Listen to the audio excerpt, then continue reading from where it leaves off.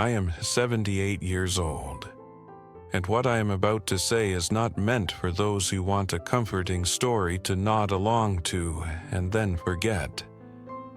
I say this because if I could go back, I would want someone to tell me this plainly much earlier.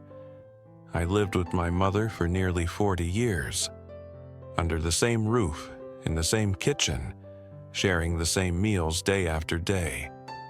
I used to think that was enough. I believed that being close meant caring, that taking care of every meal, every pill, every jacket she wore when the weather turned cold meant I had fulfilled my duty. I never left my mother alone. I never let her lack anything visible.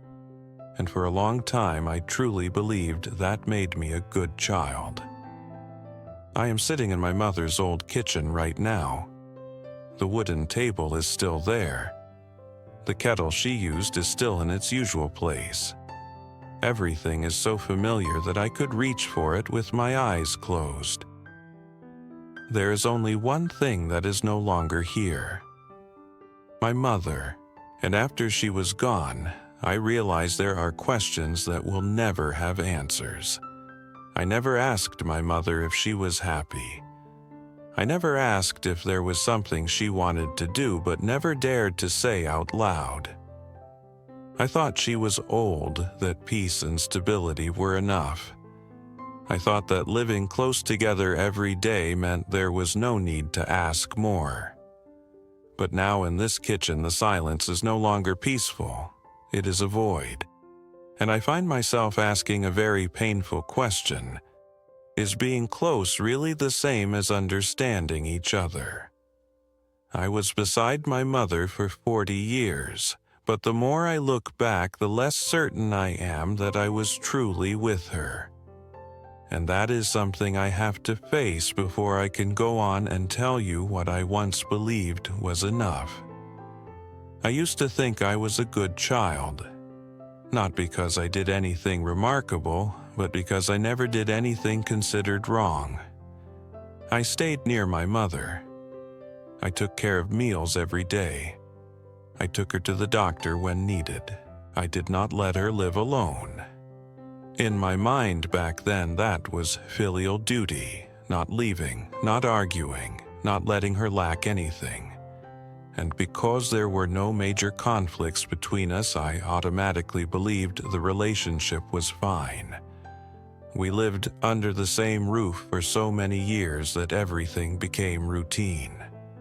My mother woke up early, I woke up later, we ate lunch together. Dinner was sometimes separate. I remember thinking many times that this calm stability was something valuable. But as time went on, I began to realize that this calmness was hiding something else. I lived with my mother, but I did not truly know what she was thinking. I knew she liked her food lightly seasoned. I knew she was afraid of the cold. I knew she did not like going out much. But I did not know what she hoped for in the final years of her life. I did not know if there was something she wanted to say but never did. And I never saw that as a problem. Then, I began to recall very simple questions that I had never asked. I never asked my mother if she was happy that day. I never asked if she was sad. I never asked if she had any dreams of her own, even very small ones. In my mind, I always had reasons that sounded reasonable. She was old. She needed peace. She did not need to think too much. She just needed to be taken care of. I thought asking those questions was unnecessary, even that it might make her worry more. I did not intend to hurt my mother. I simply believed that not asking was fine. And so I stayed silent, day after day, year after year.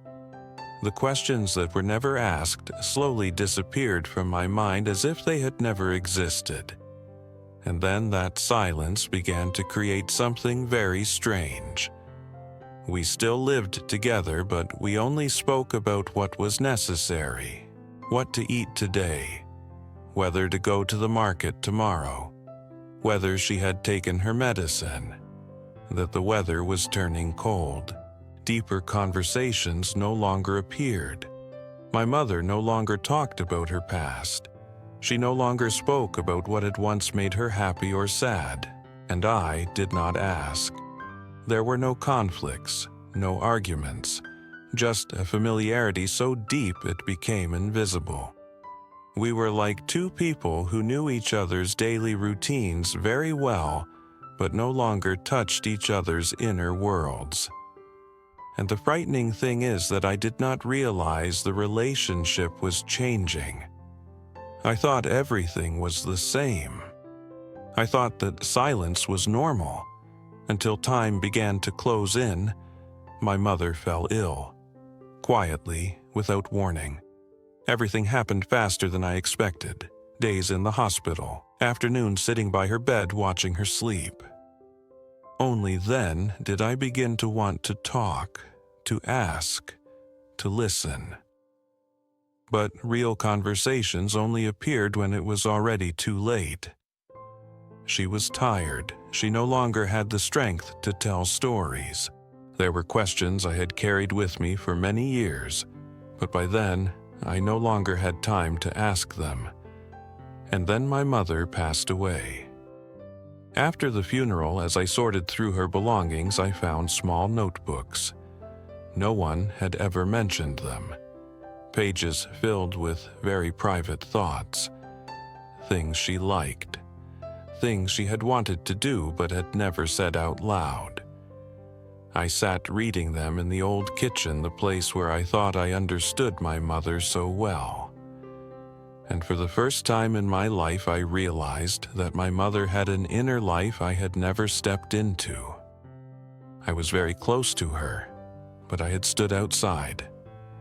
At that moment, everything broke open. I understood something painful. Being close does not mean being connected. Living together does not mean understanding each other.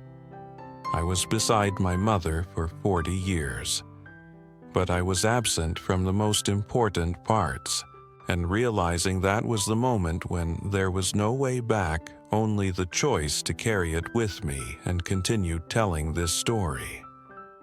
After everything had settled, I finally began to understand something I had never considered before. The relationship between a mother and child does not break because of leaving. It breaks because of staying without truly being present. I was beside my mother for 40 years. I did not abandon her. I did not turn my back on her. I did not leave her physically alone. And because of that, I always believed I had done nothing wrong. But the more I looked back, the more I realized an uncomfortable truth. Doing nothing wrong does not mean doing what is right. I did not cause obvious harm, but I also did not create connection. I took meticulous care of my mother's body, yet I neglected her inner world for a very long time. I used to think family affection was something that existed on its own, something that did not need to be nurtured. I thought being close was enough. But the truth is, emotional distance does not need physical space to form. It forms through very small things. Through thousands of times I did not ask. I did not ask my mother if she was happy that day. I did not ask if something was making her sad. I did not ask if she had ever dreamed of something different for her life. Each time I did not ask was very small, so small that I cannot even remember them, but they accumulated day after day, year after year, until there was nothing left between us to ask. I began to understand that I had set the bar very low for what I called filial piety. I thought providing food, clothing, and medicine was enough. I thought that meant I had fulfilled my duty, but I never asked myself whether that was what my mother truly needed. I performed well in the role of a caregiver, but I failed in the role of someone who was truly there. And the difference between those two is far greater than I ever imagined. Physical care can be done out of habit.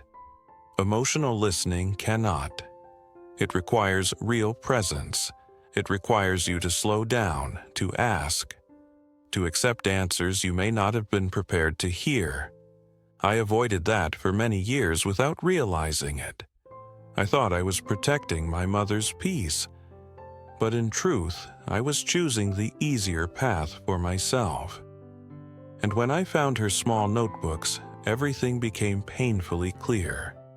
Those pages contained nothing grand, no great tragedies, just the ordinary thoughts of a woman who had lived her entire life for others.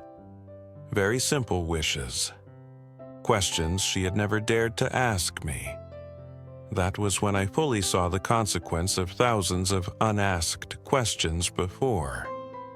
Not a dramatic breaking point, but a long, dull, lingering pain that was hard to name. I realized that my mother did not need me beside her all that time. She needed me with her. And those two things were never the same. I had confused physical closeness with emotional connection. I thought that because we ate at the same table and slept under the same roof, we were sharing a life together. But in reality, I was passing through my mother's life every day without ever stepping inside. And the most painful part is that I cannot fix that now. I cannot go back to ask the questions I should have asked long ago. I cannot sit down and listen to her one more time. All I can do is sit in this old kitchen where everything is still in its place and accept the truth that I missed the most important thing in the closest relationship of my life. Not because I was cruel, not because I was intentionally careless, but because I had grown used to being there without truly being present. And that is what slowly, quietly, without anyone noticing, killed the closeness between my mother and me. I sit here in conscious silence, no longer looking for excuses because there are truths that must simply be faced no matter how painful before this story can continue. I cannot go back and do things differently. I cannot sit beside my mother one more time. I cannot ask the questions I should have asked when there was still time. Some things, once they have passed, leave only the truth and you have to live with it. I am not saying this so that you feel sad for me. I am saying it because your story may not have ended this way yet. If your mother is still there, whether under the same roof or only reachable by a phone call, you still have time. Not much, but you still have it. I used to think time was always there, so there was no need to hurry. I thought I could ask later, talk later, listen later.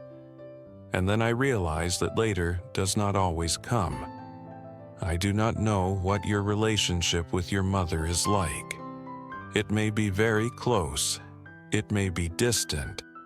It may be so ordinary that you do not think anything needs to change. But I want to ask you one gentle question. When was the last time you asked your mother if she was happy? Not if she was healthy, not if she needed anything, but how she felt about her own life. You do not need to say anything profound. You do not need to fix or solve anything. Just ask, and stay long enough to listen. Do not wait until silence becomes familiar. Do not wait until the kitchen is still there, but the person sitting across from you is not. If after hearing this story you can do just one small thing, do it today. Call your mother. Sit beside her.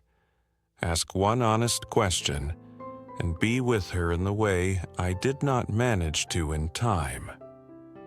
When this video ends, I will still be sitting in this old kitchen. But the question does not need to stay here with me. It should go with you beyond this screen while you still have the chance to hear the answer.